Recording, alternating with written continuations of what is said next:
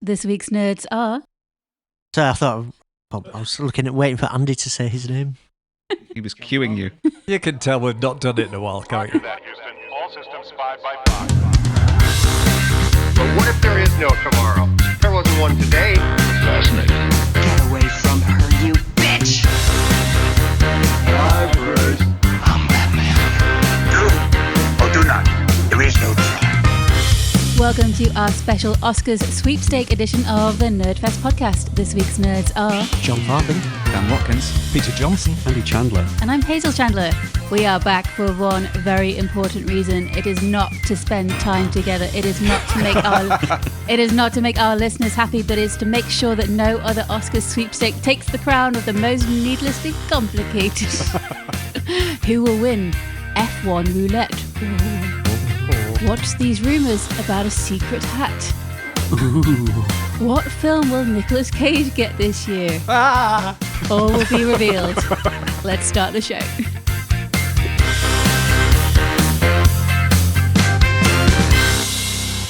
It's a good Nick Cage impression. Have we seen the Spider-Man Noir trailer? Oh, it looks brilliant. Looks really good. It's like a 1930s detective show starring Nicolas Cage as a Spider-Man private detective. Did you watch the black and white trailer or the colour trailer? I watched both, but I will be watching the show in black and white. I did genuinely wonder if someone put that together with AI just to wind John up. Because it seems something we get so excited about. It is basically my dream show, yes. When's that out? April, May, I think. I'm not sure we've got an exact release date yet, but we've been told spring. Have you been watching Wonder Man, the newest Marvel-y yes. thing? Mm-hmm. One of the better Marvel things by a long shot, isn't it? I really I enjoyed it very much, yeah. I quite like that they released all of the episodes at the same time because I think we got through them in about 3 or 4 days. Yeah. Mm-hmm. Just like compelling to, let's watch another one. I really want to see what happens next. Nice and short as well, like Half hour. half hours. Didn't overstay its welcome. But really nice relationship between the main characters. I like that the superhero stuff wasn't massively pushed to the fore. What people seem divided on is episode 4, the doorman. Oh, the pointless episode that didn't need to be there. Well, there you go. I agree with Andy. I really enjoyed that Yeah. episode. I enjoyed that episode. But if it had been taken out, nothing would have changed. I don't know. It has an elements of these are the stakes that he's facing.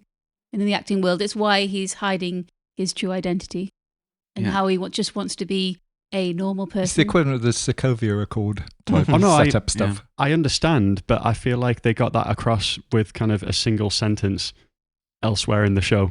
In terms of superhero shows starring Yahya Abdul-Mateen II with a single standalone episode halfway through the season, Watchmen did it better. Yes, Oh, okay. I think that episode was in black and white as well. it was. Yeah. I just enjoyed Josh Gad having a fun time, and yeah, it was inessential but fun. That is Josh Gad. But the rest of the series, like John said, the relationship between the two main characters kind of kept me wanting to watch episode after episode, find out what happened. I like the tone of it. I like the style of it. I would like more, but we know it's never going to happen. Because what Marvel TV show has had anything else really happen? Yeah. It did compel me to watch Iron Man 3 again, though. Because I hadn't seen that for a while. And I think I remember being quite annoyed at the reveal of Trevor Slattery. My name is Trevor. But here, because I'd gotten to know the real Trevor a little bit better. Okay, now I can... It's definitely not nearly as well developed then. I thought that it's a one gag thing. I'm quite surprised that Sir Ben decided to do it, but... I'm more surprised he decided to do it in a Liverpudlian accent. Oh, that's what it was. Are you sure? I think it was trying to be. Brummy? Isn't he from there? But his accent wasn't.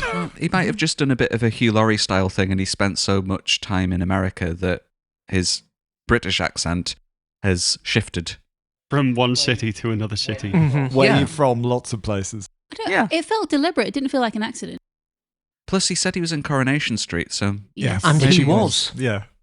as that character, as I As understand. yes. What? As the Mandarin. Yes. Do you not remember Mandarin turning up in the Rover's Return? Killing Ken Barlow through the chest. Yeah, he was in Coronation Street in the same year as Patrick Stewart. Yeah. Trevor in Wonder Man says that he played Ron Jenkins in Oh, I Coronation see. Street. Right, okay. Ron Jenkins is It's the the character character Ben name, Kingsley yeah. played. Okay.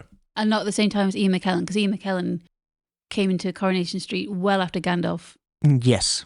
Yeah, this was 1960s, I think, maybe, like before he was famous. Patrick Stewart has hair, that's how old Oh, it is. God. Archive footage. Mhm. Anything else that people have been enjoying recently? I went to see Send Help last night. Very much enjoyed that. This is Sam Raimi. Sam Raimi going back to kind of horror, thriller, dark comedy. Really, really good. Laughed lots. Person sat on the other side of Louise jumped out of his seat and had to apologise at one point. And there was a jump scare. Nice, grisly and gruesome in places when it needed to be. Preposterous plot that falls apart the second you start trying to tear holes in it, but that doesn't matter. I think I don't mind tearing holes out of something afterwards as long as you're enjoying it when you're watching it. Yeah. And when I was watching it, I wasn't thinking this is ridiculous. That doesn't make sense. It's only when you start to analyse it afterwards. And Rachel McAdams is very good in it. In a performance that reminded me a little bit of Michelle Pfeiffer in Batman Returns. So I heard like Sam Raimi said when he worked with her during Doctor Strange, he was like, "We're not making the most of this incredible actor. We need to. I'm going to find something for her." And did he? Yes, he did. It's the best Sam Raimi thing since Spider-Man 2.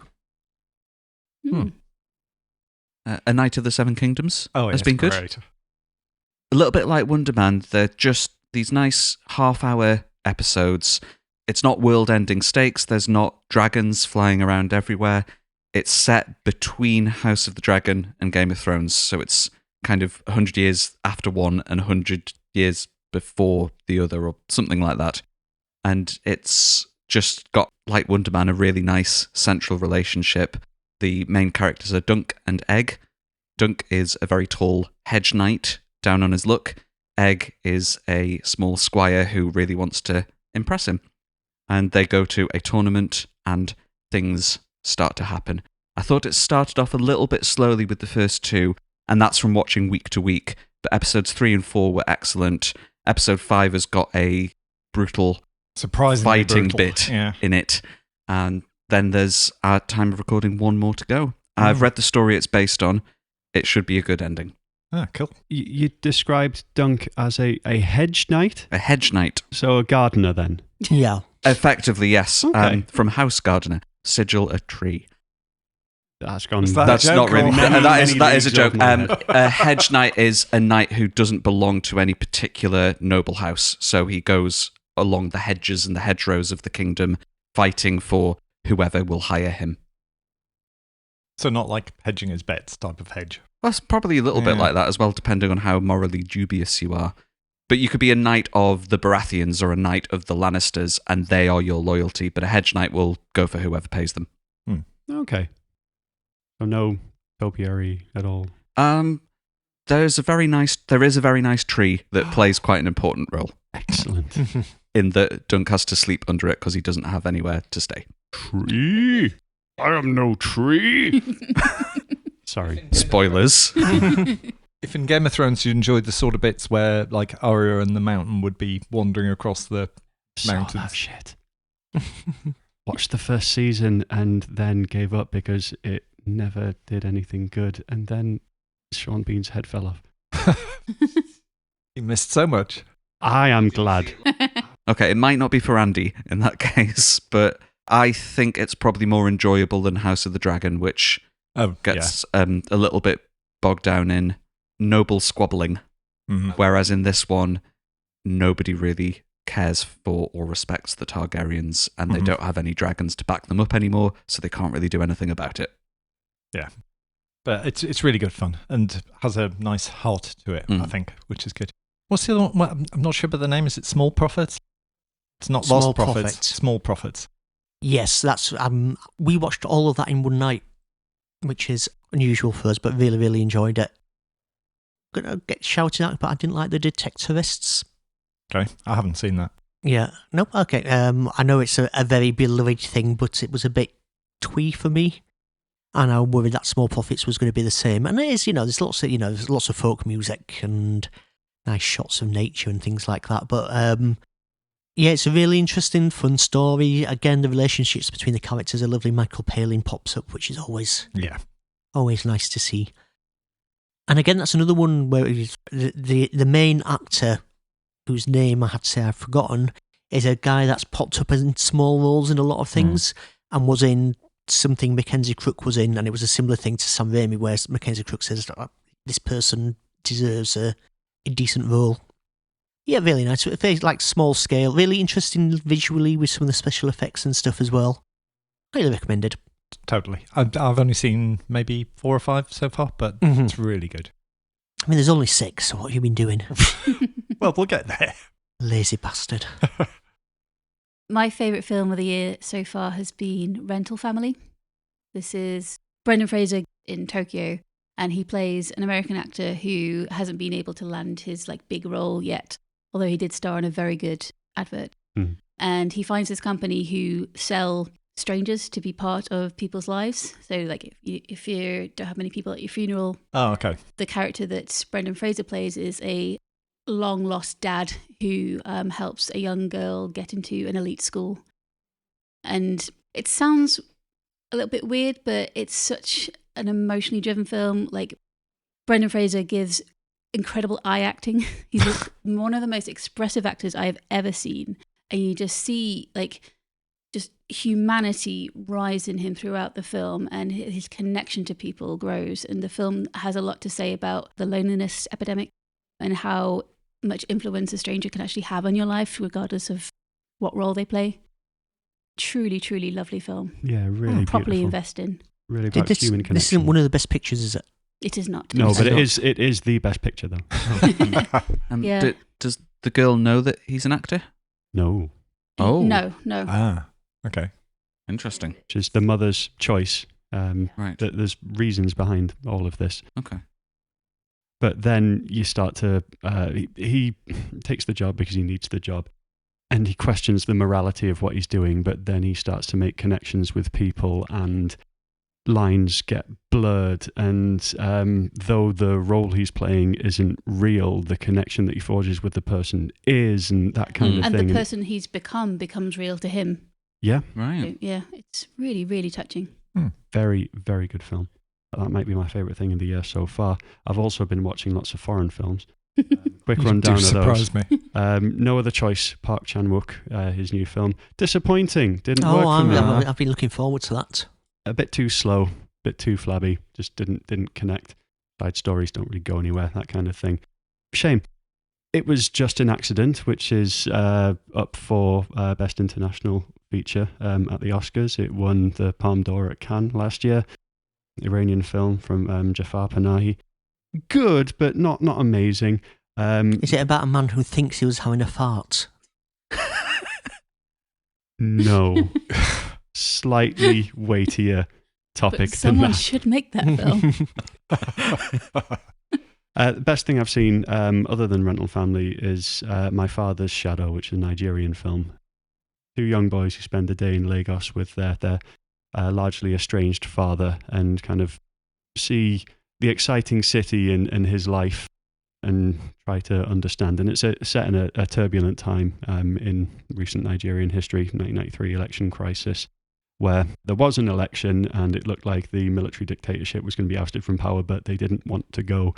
And the whole city kind of crackles with nervous anticipation. And the kids are just wandering through this, being dazzled by the city and struggling with their own relationship with their father and witnessing all of this. And it's just a brilliant slice of life kind of film. Secret hat! Peter's won the secret hat. Right. How is he? What just happened? I assume winning is maybe not the right word. We didn't know it was going to be a surprise hat. It's a secret hat. It was more of a surprise than I was expecting, for sure. There's nothing in it. You just win 5 points in the sweepstake. Oh, did we decide he was going to win 5 points? I thought maybe he was going to lose 5 points. Otherwise, I might have caught it. Why has he won 5 points? Because he got the secret hat. Oh, because he caught the hat. Yeah. Exactly. It just landed nearest Peter. Okay. Yeah. Whilst everyone else looked bewildered. For listeners who can't see what we can see, Hazel threw a Santa hat up in the air and it landed on Peter's laptop. But not his head. As a consequence, Peter has won 5 points in the sweepstake. Just like the real Oscars. Probably makes more sense than the rest of the rules. It all ties together. It all makes sense in the end. Sorry, you were telling a story about a lovely film. Yeah, My Father's Shadow, Nigerian film. It's great. Go watch it. Still in cinemas now. Whilst wearing a Santa hat. It's up to you. You're right, Dan. Yeah? I just still shop the secret hat. I don't know what else is going to happen. Good. Secret baseball bat. Secret rat.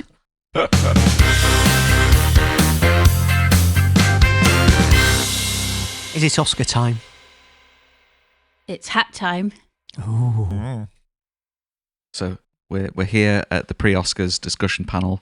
John, who are you wearing tonight? I'm wearing a Bob Villain t-shirt and a pair of Sainsbury's Own Van jeans. And you're attending the Oscars in what capacity tonight? I am the official Nick Cage wrangler. My job is to ensure that he doesn't bite anybody. It is the only condition that he's allowed back into the Oscars after the incident. Okay. Does anyone need a reminder of the rules? Yes.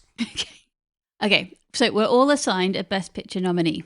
Okay. And that film accumulates points for awards that they win on the night. Every win is worth 3 points. Ooh. But you will lose 1 point for every award that your film is nominated for but doesn't win.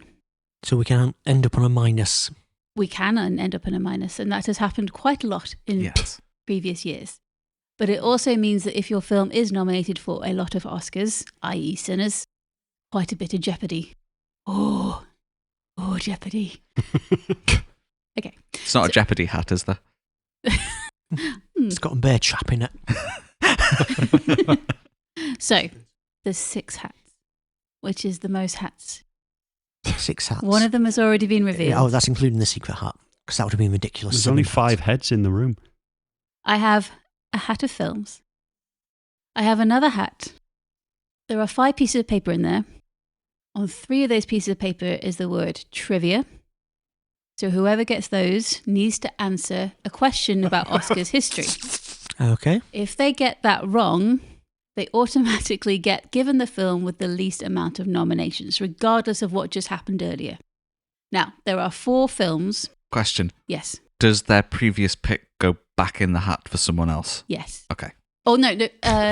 What if more than one person... Whoever got F1... Whoever got this film in the first round then swaps with the person who got the question wrong. Okay. Yep. So that one film could go around multiple people? It could. Okay. Yes. Almost like on a racetrack.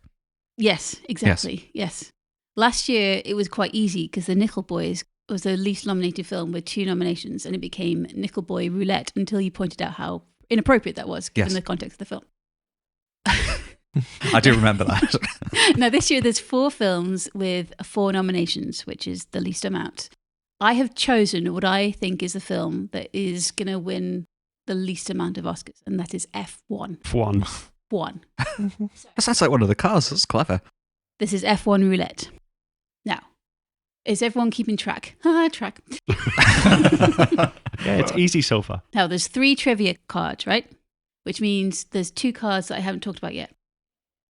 You could pick out a joker, which means you would put that joker on the award category that you think your film is most likely to win. And then you win double points. Okay. So you could win 6. Ooh. But we don't have to tell a joke about the Oscars. Now you do. Okay. While standing on one leg. Oh. Continue. Okay. I think that's it. Yes. And there's another hat with the trivia questions in. And then there's another hat to decide the order of the trivia questions, because obviously it's more of an advantage to go last or first. Can't quite Maybe in the middle. maybe in the middle. Because you might get your question wrong and get F1, but there's still 2 chances that somebody else would win F1 because they might get their questions wrong. Oh, so the trivia doesn't happen there and then, it happens at the end? Yes. Right. We did this last year. This is the same as last year. Okay. A full year of therapy to block that memory. It's remarkably easy. I don't remember how I got here today. Okay. I think we should also point out that there are 10 Best Picture nominees, and there are 5 nerds currently around the table. Mm-hmm. Yes. So we each get 1, and then the other 5 go to... Louise. Yes. Mm-hmm. The 2 Ians. Yeah. Yeah. Nicolas Cage. Yep. Yeah. And Chris Hemsworth. Okay. It'd be cool if Chris Hemsworth was nominated for an Oscar-winning film and then he won his own film. Is that likely to happen? Then I'd get to go as his date. That's how it works. That's how it works. Anyway, so shall we remind ourselves what are the 10 films that are up for Best Picture? Is this the first round of trivia? No. Okay. We have Begonia with 4. We have F1 One. with 4. Frankenstein has 9. Mm. Hamnet has 8. Mm. Marty Supreme has 9. One Battle After Another has 13. Mm. The Secret Agent has 4. Sentimental Value has 9. Uh-huh. Sinners, a record-breaking 16. A lot of nominations. And Train Dreams has 4. Okay. That is what we're playing for, everybody. Tense, can you feel it? The tensions of life. So, this is the film hat. John, you pick a film out of the hat. Oh, and you're picking for you here. No, Oh. this No, is the that- hat oh. of names. Sorry. That would be too complicated, Dan. I really have forgotten the rules here. Okay, so what film is it, John? The film is Begonia. Ooh. Barely know her. The nerd is... Louise. Ooh. Now I need to go over to my Oscars correspondent, Andy. Yes, Begonia is a film directed by Yorgos Lanthimos, and therefore is probably unbearably quirky and has some completely unnecessary animal cruelty in it. Though I've not seen the film. Apparently it's about 2 conspiracy theorists who kidnap a CEO because they think that she's an alien. Haven't you seen this one, John? Yes, I absolutely loved it. Louise, who has it as her film, went, oh, for fuck's sake, on at least 2 occasions. Excellent. Good. That seems appropriate. I've seen 2 Yorgos Lanthimos films, and I really hated both of them. Yep. But Begonia is nominated for Best Picture, Best Actress for Emma Stone, Best Original Score, and Best Adapted Screenplay of all things. Can you imagine? Yes, based on a Korean film called Save the Green Planet. Now he's interested. The Oscars seem to like Emma Stone a lot. She Yes. seems to get nominated for something most years. Yeah, but I think all of the buzz is around Jessie Buckley. Yeah. Yes, in terms of best. But then Emma Stone has won once, twice already. Twice. Yeah. I was surprised Chase Infinity wasn't nominated. For One Battle After Yeah. Another. Do you want to know my interesting Chase Infinity fact? Is it about her name? No, it is the fact that she is 25 years old in real life, so is old enough for Leonardo old enough to DiCaprio. play Leonardo DiCaprio's daughter, but too old to go out with him. Yeah. Right, shall we move on? Yes, So, 'cause Dan. I think Louise might not be getting any points. I can't see Begonia winning any of those categories. Best adapted screenplay, maybe. Okay, the film I have selected from hat number 1 is Hamnet. Ooh. And the nerd I have selected from hat number 2 is Nicolas Cage. Ooh. That great Shakespearean actor. Yes. He would appreciate the level of acting Yeah. at times in this film. Two people alike in Destiny? I can't remember. Both alike in dignity. Yeah. Yes, absolutely. Nicolas Cage and Dignity are hand in hand. I imagine, can we spoiler the film Dignity. or? I think I know He what you're writes going to this say. play called Hamlet. Are you going to say that it's about Agnes and William Shakespeare and grieving the death of their son Hamlet? Yes, but Because that's the premise of the film. I don't think that's a spoiler. And it was 400 years ago. yeah, but does who's the guy who plays Shakespeare? Paul Mescal. Paul Yeah. Mescal. Does Paul Mescal do a big actory thing when his kid dies? And would the film have been better had it been Nicolas Cage doing the monologue, Nicolas Cage style? I think the answers to those questions are no, No and and yes. No, yeah. I would watch Nick Cage's Hamlet. That would be... Mm-hmm. Not for long, but yeah. no, not for 4 or 5 hours. But I think Nick is kind of locked in for a Best Actress win, as we were saying before. Mhm. That doesn't seem to be going to anyone but Jessie Buckley. But in terms of Chloe Zhao films, it's not as good as Eternals, is it? Was this 9? Wow, what a statement.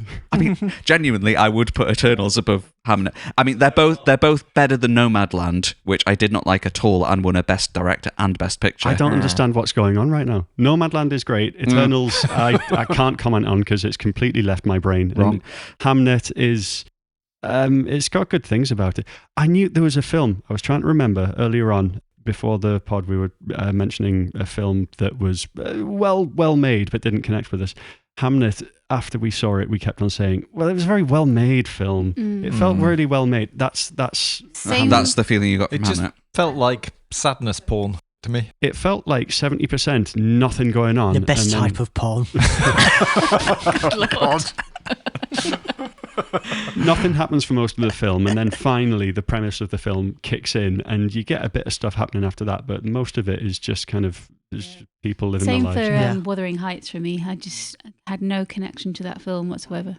The interesting thing about Hamnet, the book that Maggie O'Farrell wrote, she co-wrote the screenplay, and it's based on her novel.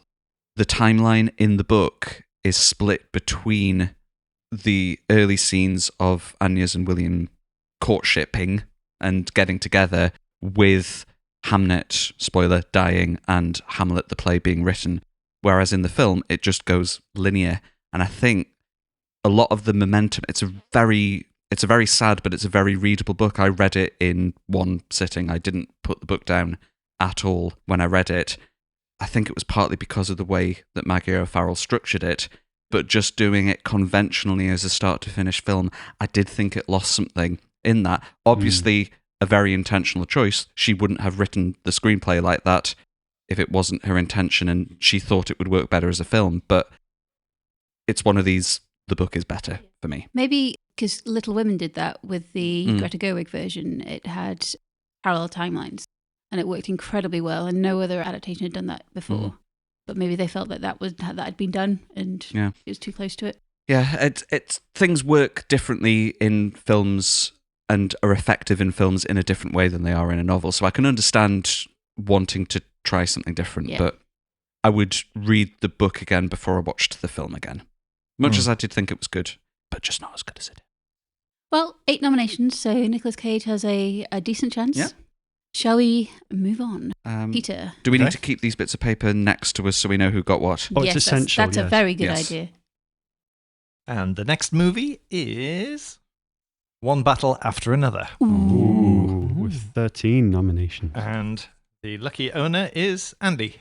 Oh, yeah, I'll take that. You're going to do all right, Andy. I think you've won, Andy. I think we can stop now. I think you're probably pretty good for Best Director. Yeah, Paul Thomas Paul Anderson. Yeah. Who has made some films that I absolutely love, like There Will Be Blood and Phantom Thread, I thought was excellent. He did also make Licorice Pizza, but I refuse to watch that. can only hold that against him for so long. I hate that film so much. I haven't seen it, but something about giving me the ick. I don't know why. Because of the Lindsay. paedophilia? Yeah, which is okay because if you're a man who grew up in the 70s, an adult woman thinking 15-year-old you is so cool she starts a relationship with you is nice, as South Park would have put it. He also made Boogie Nights, which is brilliant. That one I have not seen. Love it so much. So good. Yes. Quite a lot of actors nominated for this one. Yeah, so DiCaprio is nominated for Best Actor, Tiana Taylor, Best Supporting Actress, 2 nominations for Best Supporting Actor, Benicio del Toro and Sean Penn. Del Toro was very good as the sensei in One Battle After Another. I did enjoy him. Many times we have thought we should go see this or watch it at home, and we haven't got around to it yet. I still intend to watch it at some point, but I've been intending for some time now. Please describe your feelings about the film. Like we've been saying, it's one of these ones where you watch it and you know it is very good, but it hasn't made it onto my list of favourite films. Even in terms of Paul Thomas Anderson films, There Will Be Blood and Phantom Thread, I would put both above this. It is really well made. There's a car chase sequence that is really fantastically filmed. And I've not seen it done in that way before. If you get motion sickness, you might feel differently about it. The cars go up and down hills and you're in the perspective of the cars, so you kind of feel the ups and downs of the hills. The momentum of the film and DiCaprio's energy through it are really, really good. It propels you through the story. There's some bits where you watch it and go, ooh, a little bit, mostly around Sean Penn and his character. That's deliberate, though. Yeah, it is deliberate, but it does make you go, ooh. It's very good. It's very well made. It feels quite timely in a lot of ways, but it's not a film that I would put in my favourites. I can see it winning, but I wouldn't mind if it didn't. But it feels like, and this is from someone who hasn't seen it, but it feels like they've given Sinners a lot of Oscars, but aren't intending to give Sinners all those Oscars. And One Battle After Another is the film they actually meant to give all of the Oscars to. Yeah. Based on previous history. And it wouldn't be a bad decision to give it the big prizes, because it is very, very good. It's just maybe not one. It wasn't in my top 10 last year. It was in my top 10, I think, but not as good as Sinners. Or Eternals, for that matter. Is anything as good as Eternals? That you're in your not top much, 10 not every much. year. Yes. All right, let's move on. Right, the next film is Sentimental Value. And the nerd who will be bestowed with this film is Ian McLaughlin. Ah. Okay. I watched Sentimental Value last night. Tell us about it. So, Sentimental Value is the story of a film director played by Stellan Skarsgård and his distant and generally not very good relationship with his two daughters. One of whom has a lovely family, one of whom is an actress who gets terrible stage fright, is generally messed up in a lot of ways, has all kinds of mental health troubles, and you can sense that her relationship with her father might be part of what has caused these and how it is still affecting her years later. He comes back into their lives after their mother dies. He owns the house where they have lived their whole lives, and he intends to make a new film in that house, essentially telling the story of his family, and he wants his daughter to play his mother, basically. So it's all these messed up family connections and past traumas and future traumas. This is still in the premise, but she doesn't want to do it, and this up-and-coming Hollywood actress played by Elle Fanning is up for working with this famous filmmaker. And it all gets a little bit weird. The fractiousness continues. Will they be able to reforge their family connections?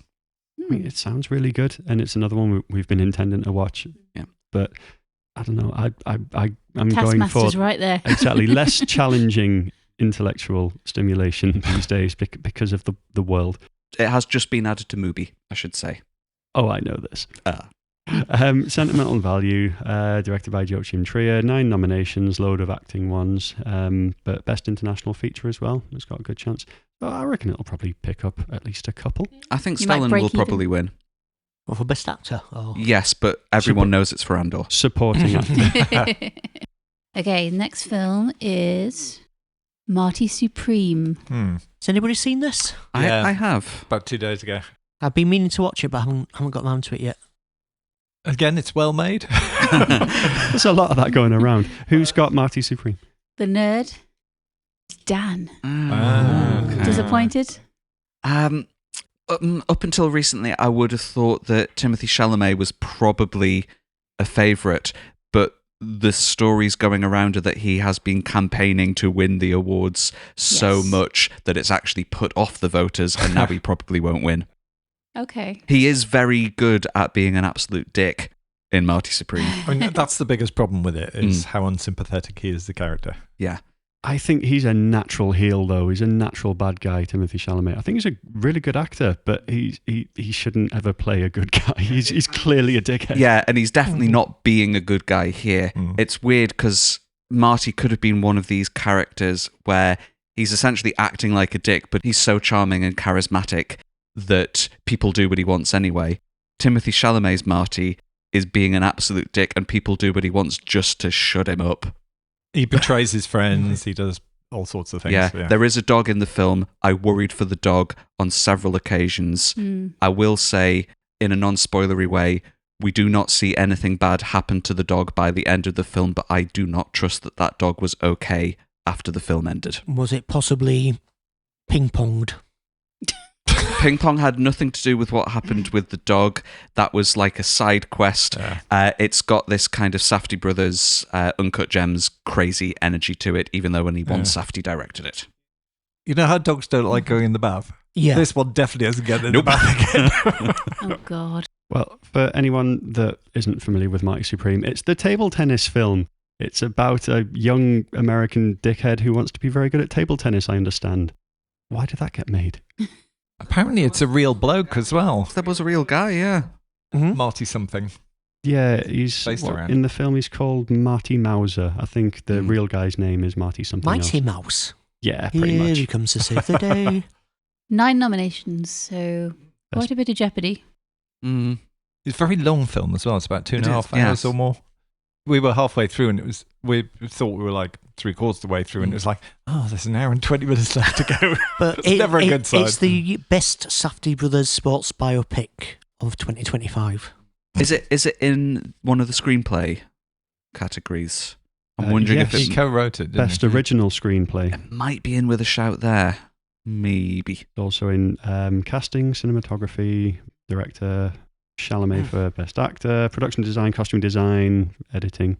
Casting could be a good call for it because there are lots of interesting actors and interesting faces and people you don't often see in big films. How long did it take to recognise his mum? A very long time, Yeah. not until I looked up the cast list afterwards. I saw a name on the opening. Yeah, and then thought, where's after- she? After a while, it's just after that. You go, hang on, I know that voice. Who's It's the nanny, Fran Drescher. Fran Drescher. Is Gwyneth Paltrow in it as well? Yeah, She is, yeah, yes. Yeah. Yeah, there's a lot of people in it. I Yeah. think there's a crazy number of speaking parts. And in the the guy film. from the American version of Dragon's Den, called Mr. Wonderful or something like that. Paul Orndorff. Yes. 1980s wrestling reference there. Thank you, yes. Had a great rivalry with Hulk Hogan in 1986, culminating in a big cage match at Madison Square Garden. I am stalling to find out that Marty Supreme has over 150 speaking parts in it, so that's a lot of casting, Mm-hmm. if nothing Hours else. upon hours of unpleasant people talking about table tennis. Oh, quite a lot of them are But quite enough of nice this section people. of the podcast. They're quite nice people. They come into contact with Marty and he corrupts them. Yeah. And actually, there's not too much table tennis in it, if that makes sense. Well, I mean, I like it's table more about tennis. him Worse. trying to get there than it is about the actual thing Also, itself. CGI tennis ball. Obviously, yeah. Ping pong ball. He didn't ping his own pong. He didn't ping his own pong. What kind of method acting is that? He had to learn ping pong in order to be able to convincingly hit a non-existent ping pong that ball. must be harder. Yeah. There'll be some people being wound up every time we say ping pong instead of table tennis. Whiff waff. All right, next film. Guillermo del Toro's Mary Shelley's Frankenstein. Or Frankenstein, as Netflix called it. And who has the Netflix film? Wrong hat, John. Come on, it's easy, Oh. John. Easy hat system. I don't. Hazel. Oh no. Oh, Hazel. I d- haven't I- seen it. Yes, I have seen it. We went to the cinema. It felt like a film to watch on the big screen because Netflix gave Del Toro all the money to just do whatever he wanted, and he made sure he spent every penny of all the money. It looks huge and spectacular. The sets, the production design is absolutely amazing. I would like for it to win in some of those technical categories. But It's not for everyone. I quite enjoyed it. It had its tone, which is hammy melodrama, and it hit that tone. But people who weren't kind of expecting, whoa, begone wretch from my countenance kind of performances from everybody have been quite turned off by it. I loved that about it, but it is the same reason why other people really didn't like it. I think I would quite enjoy that. I've not seen this film, but oh man, I've never properly got on with a Guillermo del Toro film. He's got this wonderful eye for an image. They there's a all look grumbling and from the feel void. great. Sorry, Ian Mayer, but Hang on, I'm getting a message from the void. It says, Pacific Rim is a modern classic. What are you on about? Pacific Rim is worse than Eternals. Now, I mean, that is true, but, it's a high bar. Slander. I liked the first half more than the second half. I agree. I like the bit in the second half where he talks to the old guy more than the first half. Ah. is it in kind of two Yeah, halves, it's to like one perspective, then another Victor's perspective? tale and the creature's tale. Okay, see, if I get really bored, this could be. I didn't like Something the to I didn't watch. like the design of the creature. Oh, interesting. I think you'd like it, Andy. I think you'd get something out of it. I don't Well, know, I hope because it so. is the most Guillermo del Toro-ish film to have ever been. So if you don't get on with his sensibilities, you might struggle. I get on with his aesthetic, but I've never emotionally connected to any of his films. Put it on with the sound off and just enjoy the visuals. Might work. Yeah, Jacob Elordi is nominated for Best Supporting Actor. Does he stand a chance, do you reckon? No. Was it a good performance? He's good, and he conveys a lot of emotion through the prosthetics, and there's a great physicality to him as well. I sort of forgot he was Jacob Elordi by the end, so maybe. All right. What's It's next? me. Yes. I'm picking have I got the right hat? Yes. Yes, okay. Of course you do. That's the film hat. I'm picking Train Dreams. Train Dreams? Train Dreams. Train Dreams. Who will get Train Dreams? Which train would you dream of? Thomas. In what context? That's exactly where I was going. Going into a tunnel. And out of the tunnel. Not like poor Henry who got bricked up in the tunnel. Well, the fat yeah. controller just sits in a chair in the corner watching and stroking himself. Oh, God. Speaking of stroking oneself, Chris Hemsworth. So Chris has got Train Dreams, which is on Netflix and is one of the ones I haven't seen yet. Andy, have you researched this one? I mean, I looked up a couple of things. It's directed by Clint Bentley. It is on Netflix. As Clint Danny Bentley's said. not a real name. Clint Bentley's the name of a cowboy. Oh, sorry. TV show. Or is it Ben Clintley? Oh, something like that. Clint Bentley it's the story of a railroad worker and logger in the rapidly changing America of the early 20th century. It sounds interesting, and crucially, it's one of the films that is under 2 hours long this year. So That does deserve credit. that's a good thing. I put on the Netflix subscription, thought, fuck that shit, and immediately put something else on. Oh, but John, let me tell you, it's nominated for 4 awards: Best Picture, Best Adapted Screenplay, Best Cinematography, and crucially, Best Song, which is called Train Dreams, which is by a guy called Bryce Kestner and a guy called, Nick Cave. Really? Really? He's nominated for an Oscar for this film. I did not know that. Bryce Dessner, I think, is one of the guys from The National as well. I don't know what that is. No. It's a band that I am very fond of, so I did not know that. Is this Nick Cave's first Oscar nomination? Maybe something for The Proposition a few years back. Did that also have Joel Edgerton in it? Do you think they're friends? Maybe. I'd love to be friends with Nick Cave. Joel Edgerton is the main guy in Train Dreams, isn't he? Yeah. Yes, okay, good. Yeah, it's on my list to watch, but if I haven't watched it by the time the Oscars happen, I probably won't watch it unless it wins. I have heard good things about it. And the next movie is F1. One. Wow. The lucky winner in pole position, Ian Mayer. Oh. Take that, Pacific Rim guy. It may not stay with Ian Mayer. The questions are pretty tricky. Does he have to answer the questions? No. Oh, okay. Only the people who draw the trivia card has to answer the Oh, trivia. it's Okay, higher but jeopardy then for swap us. with F1. Right. Yes. So Ian will get landed with whatever film somebody who gets the question wrong last wins Okay. has. Yes. Right. So I've not seen F1, but I looked up what it was about, and it sounded like just the most generic sports movie ever. It's a popcorn movie. A Formula One driver comes out of retirement to mentor a younger driver. Sonny Hayes. I don't know what that is. That's his name. Okay. Come on. Fine. One. Yeah, and so I mean, you already know exactly what happens in this film, and I've not seen it, and I don't. You've don't seen want it, Dan. I've seen it. Is it just Top Gun on a race track? Yes. Okay. Same director, isn't it? Yeah. Joseph I enjoyed Kosinski. it. I had a really good time. The races are really well filmed. Like, it made F1 feel like the most exciting sport in the world, which ordinarily for me it is not. Yeah, it hit all the beats you wanted it to. You kind of knew where it was going all the way through, but it did it well and it looked good doing it. I'm quite surprised it's been nominated. I think it feels like it's the one that did well at the box office that they are going to put in the list to show that they're not out of touch. Right. Mhm. But did it do well at the box I think it it did made very well, yeah, yeah. I think 600, 700 million. I I just think. wonder with it being the Apple TV launch as well. thing, Yes. whether- Well, they kept it off that for about 6 months after, Oh, okay. and it was in the cinema for quite a long time. It didn't do amazingly well in America because people in America generally aren't that bothered about the sport. They prefer cars to just go round and round in Yes. circles. But I think its international box office did really, really, really well. And I know that they did a lot of campaigning for the BAFTAs. I don't know whether they've repeated that for the Oscars. I know Apple have bought the rights to F1 in the USA. Yes. Okay. It's all tied up with a big Yeah. deal. Yeah. They're talking about a sequel, so cue lots of jokes about it being called F2 Yes. or F12 or something. Or F1 too. Too fast, one fast enough. So it's nominated for 4 awards: Best Picture, which it will not win, Best sound, best visual effects, best film editing. Do you think? You see, it has I think chances? it could pick up a couple of the technical ones. Editing and sound, like both of those, I imagine after I watched it on Apple TV, I thought I would have liked to have seen that in the cinema because I bet it would have sounded amazing with those races and all of the engine noises and things like that. And I bet it did. The worst it could do is -4, which could be a winning score in this sweepstake.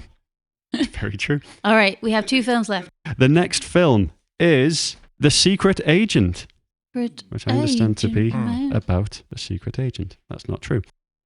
And the nerd with the secret agent is Mr. John Farthing. Ooh, I haven't seen this yet, but I really want to. This has only just come out, I think. Apparently it's every single genre.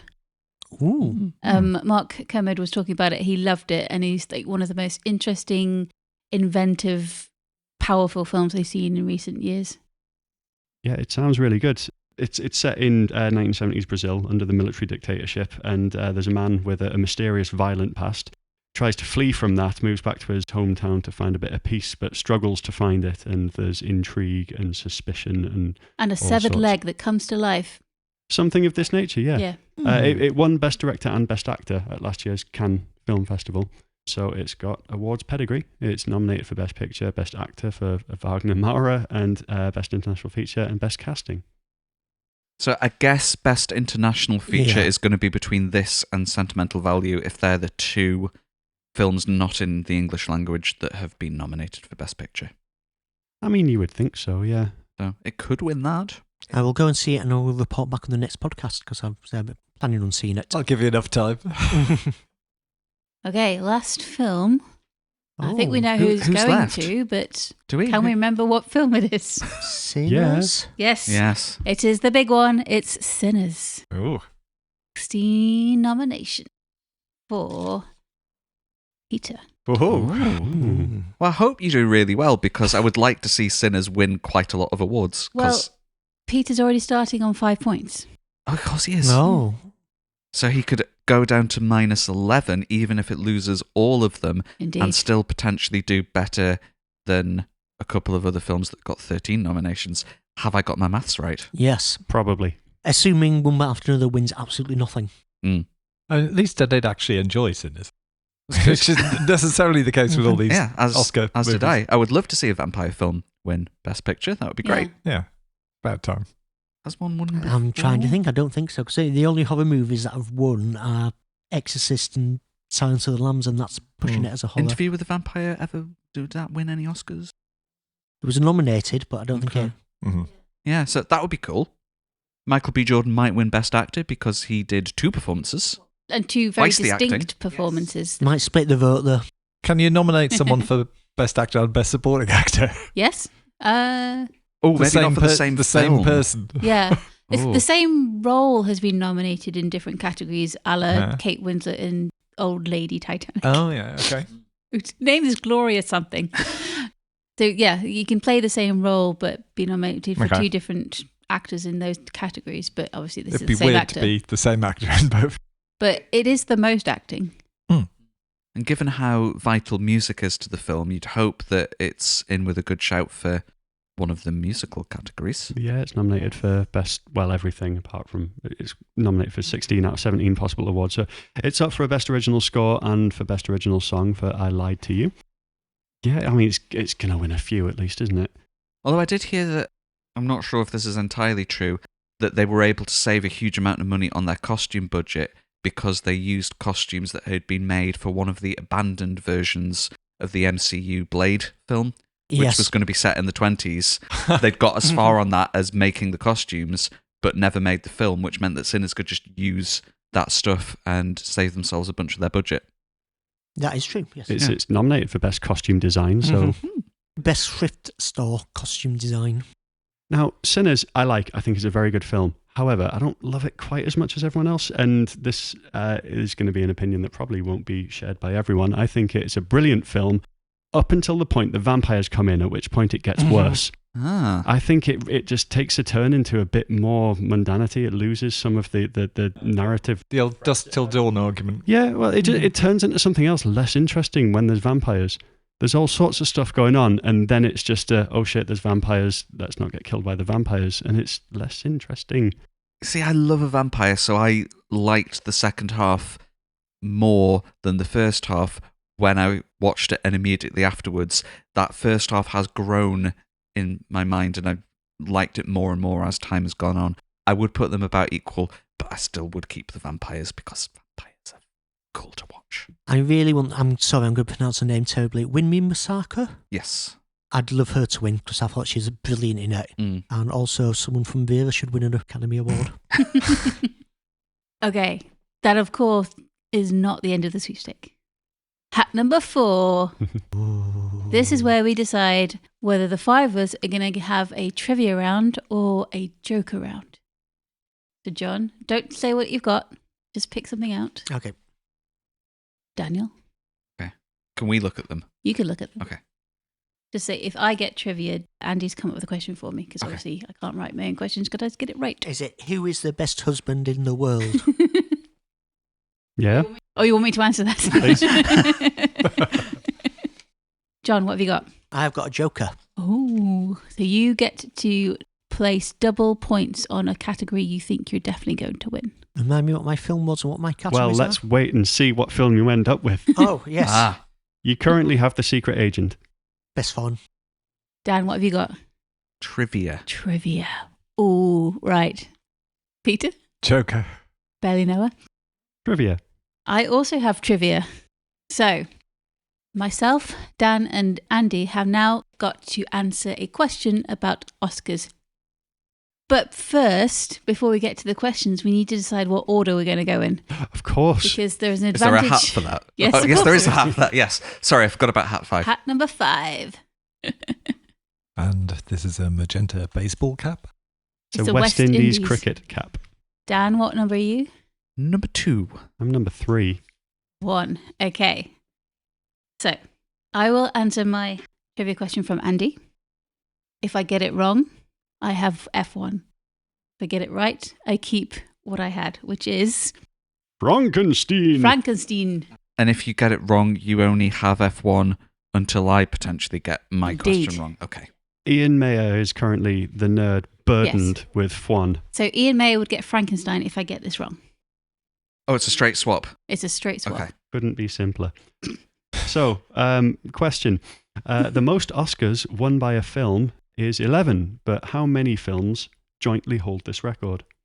I believe Titanic won 11. I believe Return of the King won 11. I feel like something more recent than that won 11 as well. I'm going to go with 3, and I can't remember the name of the most recent one. You are correct. It is 3. You're actually correct for the wrong reason, though, because the third one is Ben-Hur from 1959. Of course it is. But Yes. that wasn't the question. It was Yes. just the number. I just knew there was another one. So you're correct. You do not have to take F1 with you. F1. All right. Okay. I've got multiple trivia questions. There's too many for here, so we get to answer the trivia questions that you don't pick out. Okay. They're quite tough. There are 4 performers who won leading role Oscars for their film debut. Name one of them. Very good question. Is it male actors? Just said Leading performers, performers. but I will give you a clue. I can Okay. think of one. They're all actresses. Okay. I think I know one. I've got an idea. I've got a possible. What are your possibles? You don't have to lock in. I'm thinking of younger actors. So I think Anna Paquin won an Oscar for the piano, but I don't know if that was for a leading role. Did Jodie Foster win an Oscar for Taxi Driver? And did she do Taxi Driver before Bugsy Malone? And Freaky Friday. Okay, maybe not there. There must be some like non-actor or... So it's happened 4 times Mm-hmm. ever. Can I have it narrowed down to a decade? Is that allowed? Well, there's multiple decades you could choose from. But only 4 decades out of 10 that the Oscars have been Someone going. from the 50s, 2 people from the 60s, and 1 person from the 80s. There was no one more recent than that. Had Marley Matlin been in anything before Ordinary People? Children of a Lesser God. That's the one. If it will help, that's who I was thinking of. Okay. And I mean, 50s and 60s, I would struggle to think of anyone who won Oscars for acting in those decades. So let's just put it in with, was she Joey Lucas in The West Wing? Correct. Yeah. Yay. Marley Matlin for Children of a Lesser God, 1986. You could also... Can we guess the other ones? Oh, yeah. Go Ellen on. Burstyn? No. I thought for Alice doesn't live here anymore. Any more guesses? Nick Cage. No. So it's Shirley Booth for Comeback Little Sheba, 1952. Of course, yeah. This is one where I thought you were going to go for this one. Julie Andrews for Mary Poppins. Ah. Film debut. Oh, yeah, because she was doing stage before that. Yeah. And Bette Midler. no, close though. Streisand? Streisand. Ah, That's who I was thinking. Funny Girl. I don't know people. right. Funny Girl, 1968. So, Dan, you get to keep your film. Marty Supreme remains yours. Okay. Ian Mayer. mean, Still burdened with one. Yeah. Okay. So, Andy, your trivia question now. I'm defending one battle after another here. You are. This is going to be a big turnaround if I get this wrong, which I think I'm going to. you could actually end up, as Hazel says, you could end up better off with, even if you get -4. No, it's such high stakes. What a sweepstake. Okay. This is a really interesting one. Uh-oh. Who is the only performer to win an Oscar for a Shakespearean role? One comes to mind Is it Arnold? for to be or not to be in Yes. The Last Action Hero specifically. Exactly Final answer. Is it Ken Dodd when he popped up in... Did he pop in... Was it Hamlet he pops up in? Kenneth Branagh's Hamlet? That film is about 5 hours long. I never watched it. I was thinking one of the classic Shakespearean actors. Olivier's Hamlet did win Best Picture. Whether that means he himself won one. So you're saying only one actor has ever won an Oscar for playing Won a the Best Shakespearean... Actor Oscar, yeah. Or Best Actress. For playing a role in Shakespearean, A Shakespearean character. not Shakespeare. McKellen didn't win for his Richard III film, presumably. Or would Olivier have won for Henry V rather than Hamlet? Please may I have many clues? He played Shakespeare. It's a he. It is He an played actor. A Shakespeare. Shakespearean part. He played or- a Shakespearean part, sorry. He played, yeah, sorry. Yeah. Matt Bainton for Bill 2013. I was thinking the guy Joseph from Fiennes. Shakespeare in Love, yeah. Joseph Fiennes. Could we say whether the play was a comedy or a tragedy? That's not going to help me. It'll help us. It's over a here. tragedy. Okay. So, which means you're probably thinking along the Hamlet, Macbeth, Julius Caesar, Romeo and Juliet kind of lines. And a lead role, best actor, lead role. Another clue would be that this particular actor was nominated for a lot more Shakespearean roles until he, well, not until he won one, but he's won one, been nominated for more. Did Shakespeare write Silence of the Lambs? I mean, Titus Andronicus is nothing if not Hannibal Lecter in a toga. It's long been said. He kills 2 guys and puts them in a pie and makes their mum eat them. Could we have a decade or would that give it away? 40s. I think 49 was when his Hamlet won Best Picture. Not that I've recently done a Why how are we many he- Best why are we Pictures can you helping name him? quiz. And that's what I was wondering. Did Humphrey Bogart play King Lear? Oh, he should have. All right, I'm going to have to push you for an answer. I'm going to say Sir Lawrence Oliver. Incorrect. It was Laurence Olivier. Yay! Hey! For, can you decide between Hamlet and Henry V? Bottom. I'd guess Hamlet. It is Hamlet, 1948. You got the year wrong. You are the Ah. worst, Daniel. I'm so sorry. He was also nominated for Henry V, Richard III, and Othello. In which he presumably was in blackface. Oh, God. Really hurt As many old Shakespearean actors who played Othello I think he were. was. I think he was Yeah. Yeah. very much in blackface. I've not seen the whole film, but I've seen bits of it. Would you like to know the other actors who have been nominated for Shakespearean characters? Yes. So we have Norma Shearer. We have Norma Shearer for Juliet. Okay. We have Basil Rathbone for Tybalt. Cool. Gene Simmons for Ophelia. But sorry. From Kiss. Yes. I feel, yeah, I hardly touched her. And then he goes into Love Gun. Marlon Brando for Mark Antony. Huh. Maggie Smith, Desdemona. Joyce Redman, Amelia. Frank Finlay for Iago. Kenneth Branagh for Henry V. Mhm. And Denzel Washington, Macbeth. Which I would have been happy to have seen him win because he was great in that film. That the cone, one of the Yes. cone ones. So that is the end of the sweepstake. Should we go over what everybody has? Yes, we should. Okay, so The clap. And that, Play him off, Peter. Play him off. So, Louise is honoured and privileged to have Begonia. yep, Ian Mayer remains burdened with Juan. one. Hazel, you have Frankenstein. Nicolas Cage has Hamnet. It's not about ham. Dan has Marty Supreme. I have One Battle After Another. John has The Secret Agent. Ian McLaughlin has Sentimental Value. Peter has Sinners. And Christopher Hemsworth has Train Dreams. What about the Jokers? So you don't have to decide now, but yes, between now and the ceremony, preferably before the ceremony, you choose the category that you want to play your Joker on, and I will allow you to have double points if you win, double points if you lose. And as we record, the BAFTAs are tomorrow night, so that might give you some hints, some clues. I do have, I won't be in this round, but I do have 4 trivia questions left. Do you want the chance to win a couple of extra points? yes. Sure. Okay. All right, so John, I'll give you 2 points if you get this, because they're quite hard. That's a whole Oscar. What are the only sequels to win Best Picture? Godfather Part 2. Return of the King. Yep.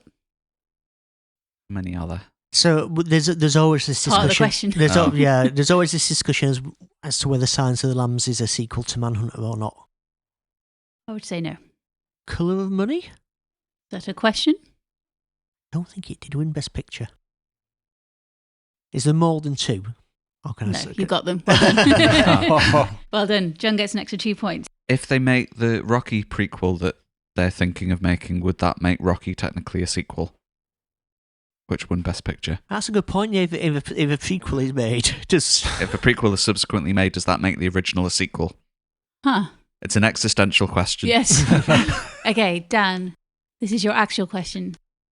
What movie did the Beatles win an Oscar for? As a group. Yes. Oh, I think I know. I think I know. It's not for one of their films, presumably. Is there some kind of documentary that they were producers on? Did Yellow Submarine somehow win before there was an animation Oscar? Is there a short film? I don't know. Best hair? It was for a documentary. A documentary about them? A documentary they funded? I don't know. I've got no idea. Okay, it's also the name of a Beatles song. Hey Jude, Dear Prudence, Glass Onion, I Am the Walrus, Magical Mystery Tour, Penny Lane, Eleanor Rigby, Just wait for you to Hard shout Day's out, Night, "Help!" Peter, do you want to tell him? I wasn't sure because I first I was thinking Yellow Submarine, thinking but Yellow now I'm Submarine. thinking Hard Day's Night if you count as a documentary. No. It's Let It Be. Oh. Would not have got that. Did that win? That won Best song. for best song in a documentary Yeah. in like 1970. Hmm. Yes. Cool. Did they get 4 miniature Oscars with their haircuts? No one talking at that point, so probably. Okay, so Dan stays on the amount of points you're going to accumulate. Oh, right. I didn't know we were playing for points. Yeah. Oh, okay. Okay, Peter, this is your question. Who is the only Oscar winner with parents who both also received Oscars? Very tricky question. The Nepo Baby Oscar. Yes. All in the same category? No. Ah. Has Chet Hanks won an Oscar? Has Liza Minnelli won an Oscar? Good shout. Has Judy Garland won an Pretty Oscar good. for that matter? Yes, because Vincente Minnelli probably has one for director. Ooh, what about Isabella Rossellini? She had a famous She had a family, famous did she not? dad, but did she have a famous mum? Well, I was thinking Carrie. Yes. I went through Carrie Fisher, but I don't recall her getting an Oscar. Is it- Oh, she might. Isabella Rossellini. Did she get a writing one at some point for a script work? Oh, yeah, actually, she might. The one that Postcards from the Edge. But then did Debbie Reynolds get a? Yeah, and Eddie Fisher as the dad. Mm-hmm. Laura Dern won an Oscar recently. Ah, Bruce and... Who's her mum? Yes. Mm. I think her mum is someone famous, actually. Yeah, Who's that? she is. I forget. Laura Laura Dern. Dern. Okay, so what were the choices? There was Carrie Fisher. Chet Hanks. Yeah. Isabella Rossellini. I'm going to go with Liza Minnelli. Correct. Well done. Hey! 2 extra Well points. done, whoever gave me that answer. Before the Oscars, you're on 7 points already. That's incredible. Okay. Last trivia question goes to Andy. There are 2 actors who share the record for the most nominations without ever winning a competitive Oscar. Name one of them.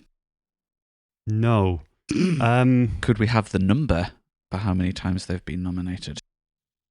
8 acting nominations. I have an idea. Okay. I think Glenn Close has been nominated many times. Glenn Close but no cigar. Yeah. Correctly, Correctington. Likewise, I think Amy Adams has been nominated a bunch, but I don't think has ever won. Clint Eastwood ever won for acting. He's won directing Oscars, but I don't think he's won I assume Pacino's won at Yeah. some Yeah, he point. must. Yeah. Scent of a Woman. Sorry. That's what he won for, isn't it? Right. Al Pacino. Yeah. I'm not I thought you were just naming things you liked. Yes. I'll have this from the menu. Scent of a Woman. Peter O'Toole, I think, No, he's not. He's got an lovely. honorary one, but I think he'd been nominated lots of times and never got one, and then he died before they could Likewise, someone like Richard Harris, one of those kind of... actors. My answer is Glenn Close. Correct. Hey. And it was also, Dan, you mentioned him, Who did I mention? Peter O'Toole. Peter O'Toole. Yeah. There's an interesting fact Can I here have 2 about points this. then? Yes, you can. I think you've helped everybody. So yes, Apart from you on can- my own question, absolutely, yeah. you can have 2 points. So yes, you're right in that he did win an honorary Oscar. He had intended to turn it down, feeling that the Lifetime Award signalled the end of his career. So he wrote the Academy a letter saying he was still in the game and would like to win the lovely bugger outright. It was only after the Academy informed him that they were bestowing the award on him when he came to collect it or not that he relented. Glenn Close has been nominated since 1982 to 2020 and still not got hold of the little gold man. All right, the Oscars don't really matter. just a bit of a laugh. Did everybody have fun? Yes. Yes. I'm actually reasonably happy with my choice. It might win 1 and lose 3, so I will be on 0. Is that how it works? Well, you're on 2 points already. I will be on 2. Yes. Happy with that. You also have a joker to play. I do, yes. I guess the danger with the scoring system is that it gets split out between one battle after another and Sinners. So if they each win 7 each Mm-hmm. and then lose 7 each, it's going to be very, very close. The scoring system is impenetrable. I don't know what you're talking about. So who do we think is going to win the big one? Probably one battle, just Yeah. through snobbery for vampires. My heart says Sinners, my head says one battle after another. Vampire spoiled the film. I mean, I've not seen many of them, one battle after another, just because of stuff that people have said. I'd love Sinners to win, so I'm manifesting it. I think probably one battle after another. I would want Sinners. I think the only other one in with a potential shout is Hamnet because it's the most outwardly awardsy, but I don't think it's won enough in the lead up for it to then suddenly win the Oscar out of nowhere. So one battle probably. We should probably watch that film.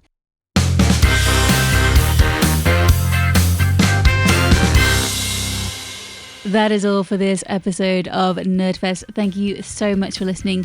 Unlike last year, we will be back to let you know the outcome of this sweepstake. We will not leave you hanging for an entire year, I promise. And that is on record. We would love it if you could leave us a review, and John has an amazing reward for you.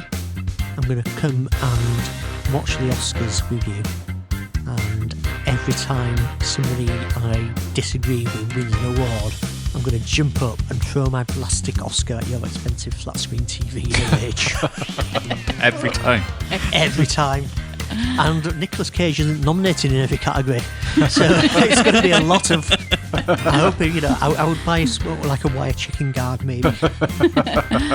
Until next time, you've been listening to A man who'd like to make it clear from those people looking at him that it was just an accident.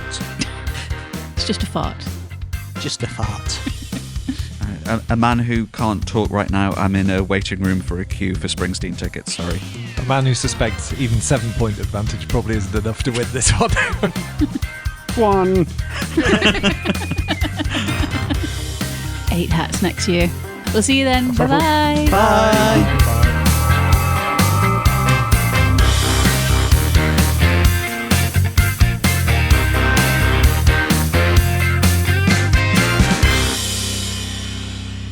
You've got an exciting evening ahead. Yes. Taylor-geddon. Swiftageddon. Swiftageddon. That makes much more sense. On bird watching. So I gather it's mainly drunken debauchery with Taylor Swift songs. Is this correct? She has enough of a catalogue to get through 4 hours Jesus. of dancing. I thought it just 9 felt like that. 9 p.m. to 1 a.m. I will not be staying till 1 a.m. As I said to Louise before we started recording, they better include her Cats era. Does she sing in Cats? She does do a song in Cats and recorded a song for the soundtrack of Cats with Andrew Lloyd Webber. And the Swifties never talk about it. Justice for Bomb Ballerina, justice for Cats.